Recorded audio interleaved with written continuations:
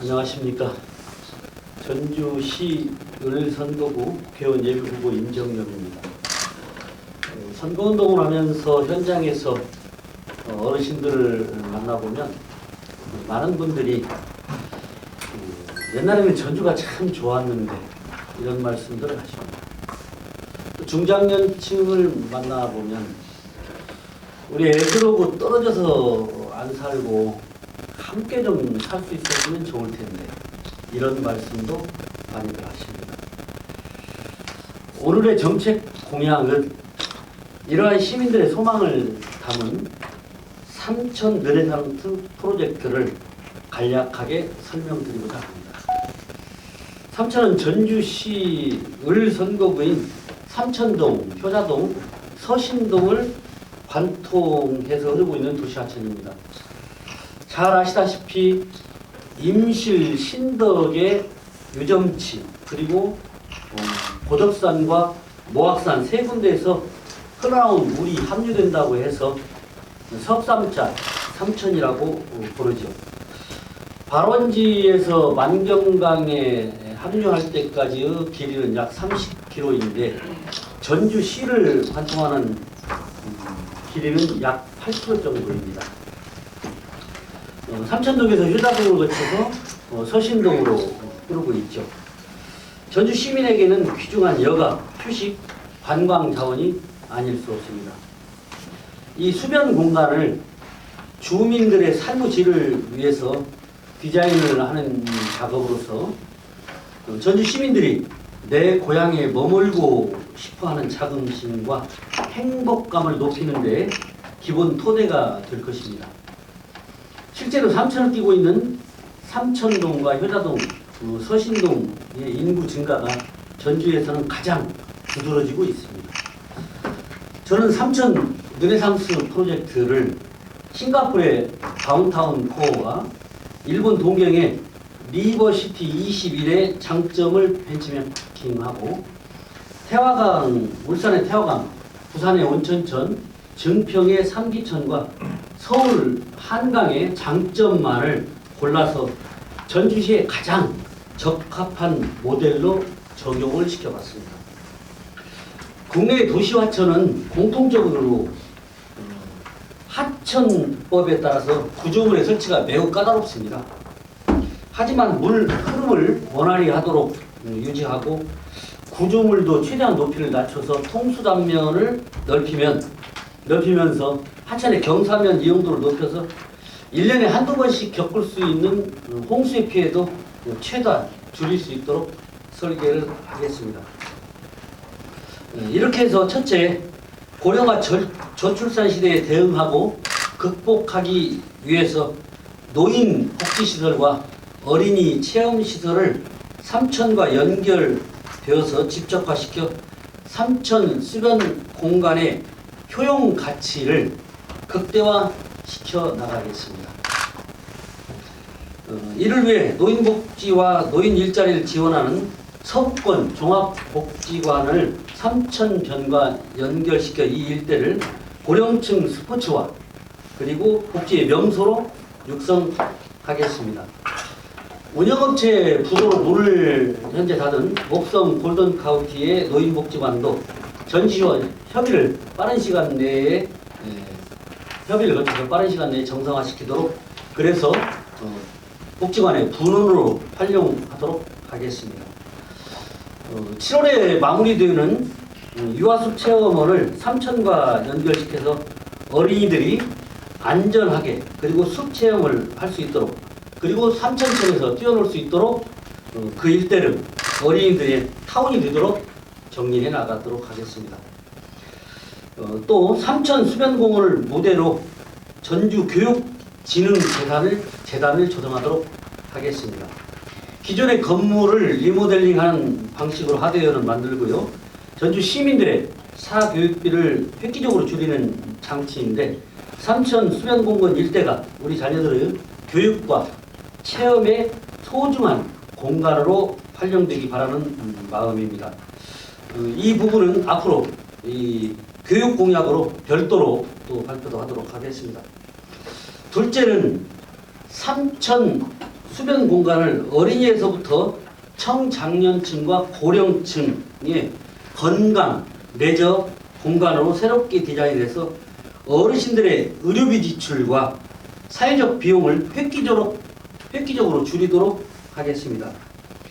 이를 위해 삼천을 보건복지부와 국민건강보험공단과 전주시 3자 협약을 통해서 고령층 스마트 헬스케어 국가 시범지구로 지정하도록 하겠습니다.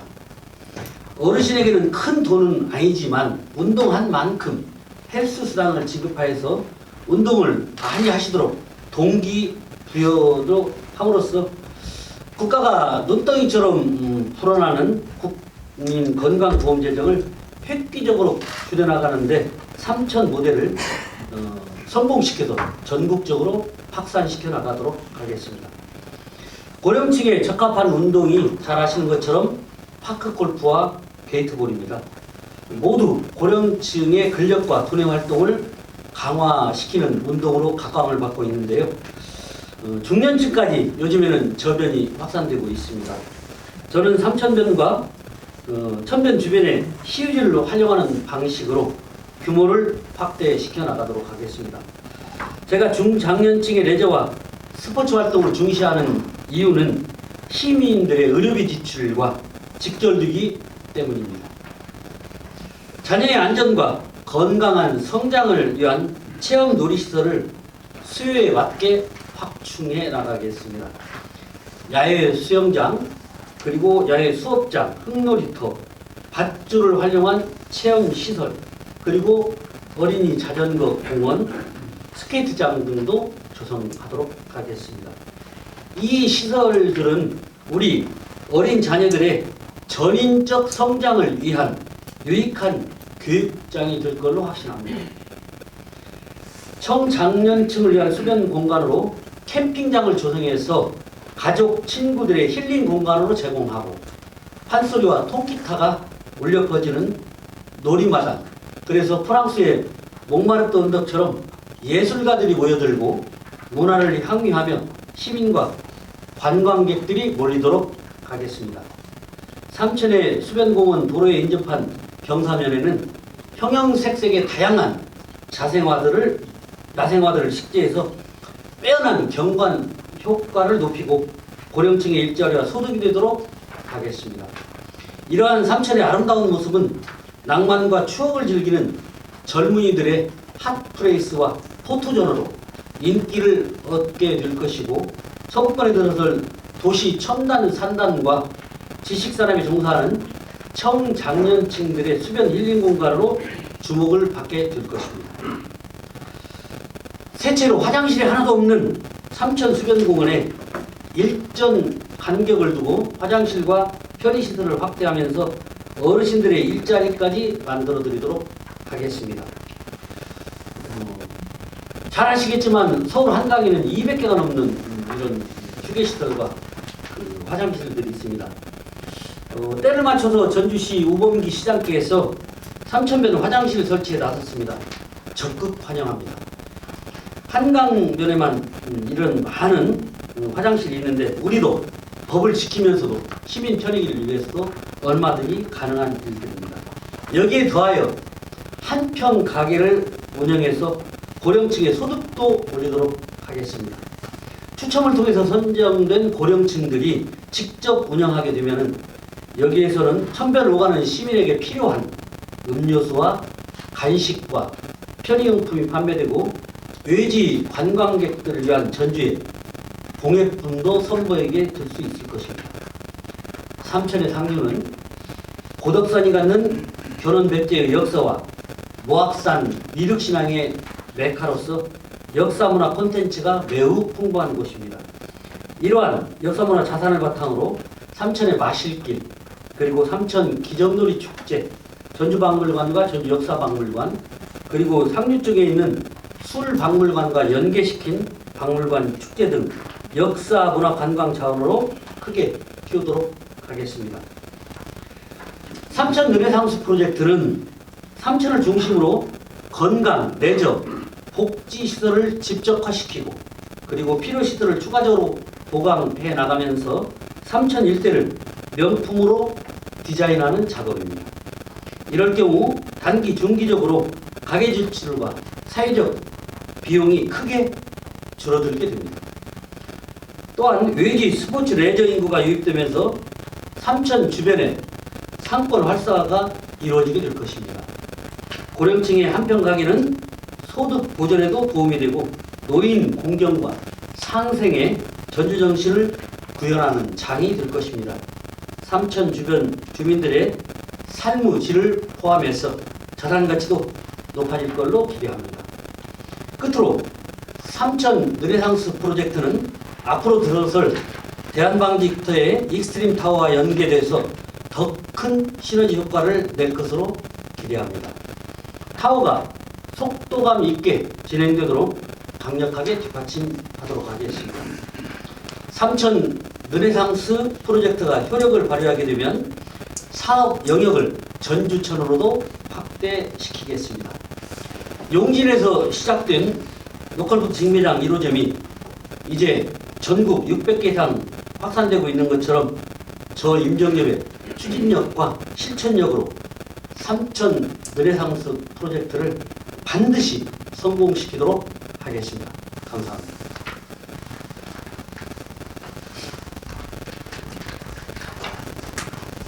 여러분들 우측에 있는 게 이제 삼천천의 프로젝트 섹터별, 존별 설치할 것과 이용에 관한 그림입니다. 언론을 통해서 건강보험 재정 적자가 내년에 이게 금년에 6조 적자로 돌아서고 6년 뒤에로는 기금이 바닥날 것이다. 건보료가 계속 올라야 되고 세금으로 메꿔야 될 것이다. 이런 얘기들을 많이 들으셨을 겁니다. 어르신들이 운동을 해서 의료 재정 적자를 줄이고 그리고 실질적으로 노년층에 활기찬 그런 사회로 만들어간다면 들어가는 돈도 줄어들 것이고 도시가 훨씬 더 건강해지고 활력에 넘칠 걸로 기대하기 때문에 의료, 헬스 수당 도입도 이번에는 전국 최초로 전주 삼천 프로젝트에 넣어서 제대로 한번 실천해서 시범 모델을 꼭 성공시켜 보도록 하겠습니다.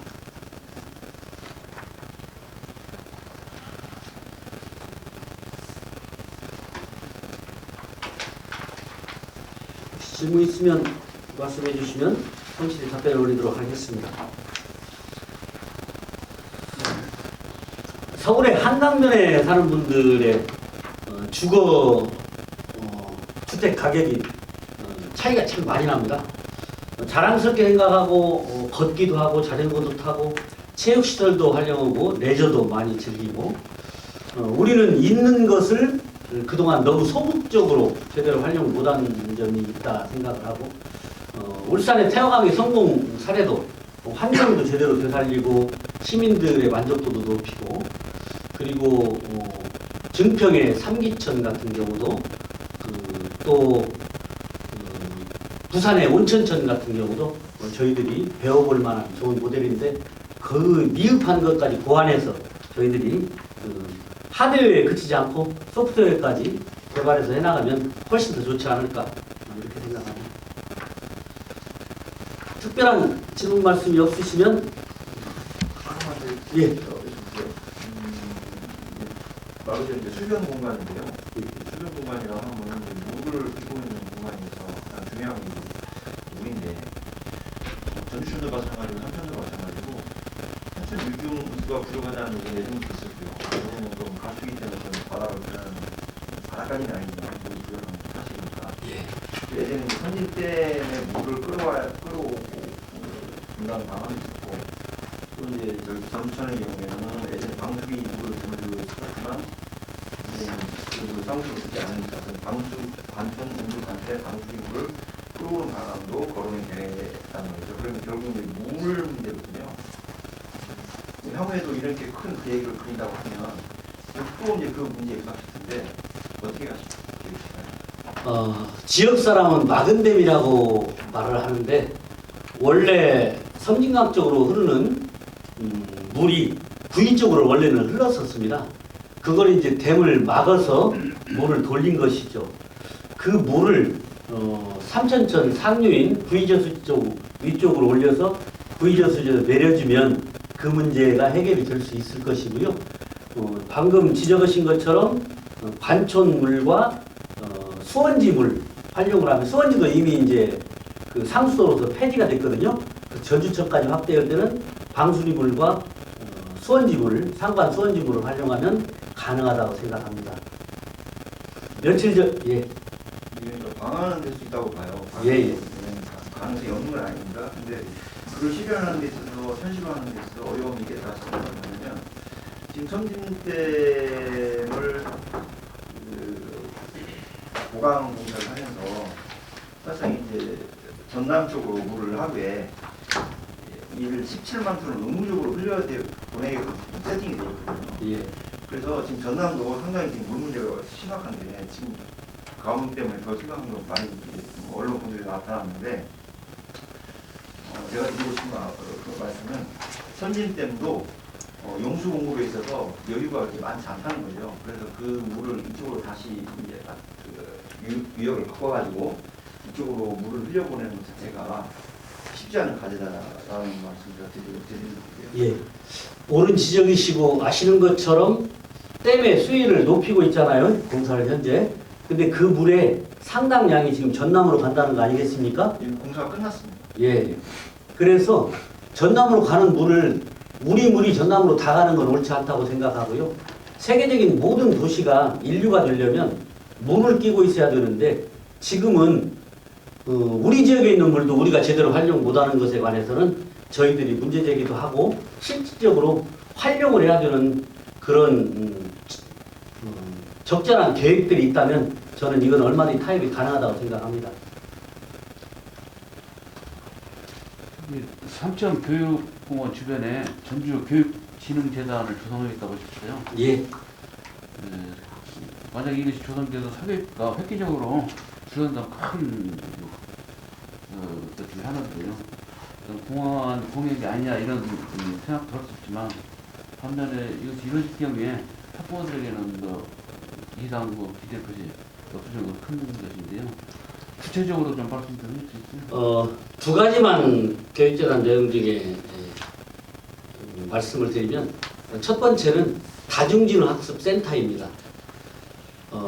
미국의 가드너 교수의 이론에 따르면 교육, 사람의 뇌는 크게 8가지에서 12가지의 강점, 약점, 지능으로 이제 나뉠 수 있는데 국가에서 20년 전에 수립해놓은 특기적성 교육이 그 시초일 수는 있습니다.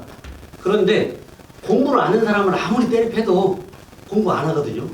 어려서부터 자기가 가장 잘할 수 있는 강점 지능을 검사를 해서 거기에 맞는 인재를 키워나가는 것이고 특기적성 교육을 한 단계 업그레이드 시켜서 전주가 가지고 있는 그런 교육도시의 명성도 찾아낼 수 있는 그런 다중진흥학습센터와 다중진흥 검사를 통한 인재 양성 이런 것들이 하나 될 수 있고요.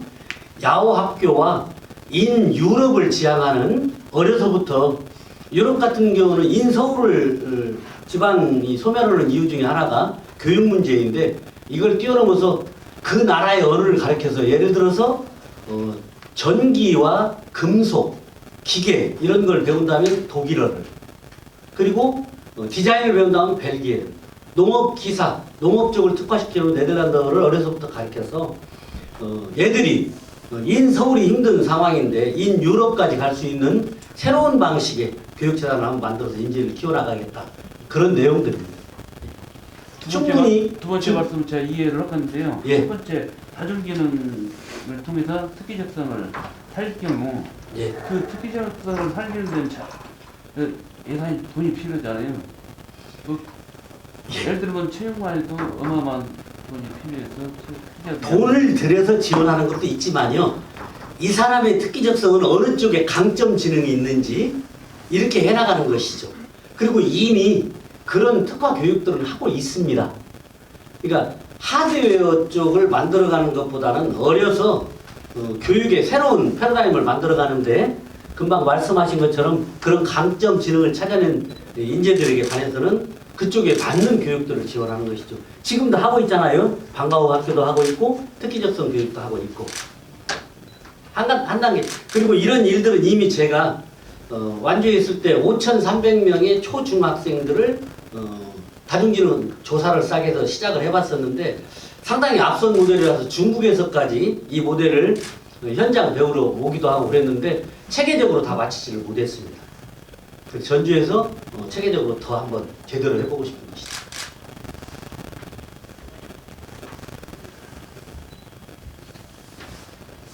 감사합니다. 이렇게 마치도록 하겠습니다. 고맙습니다.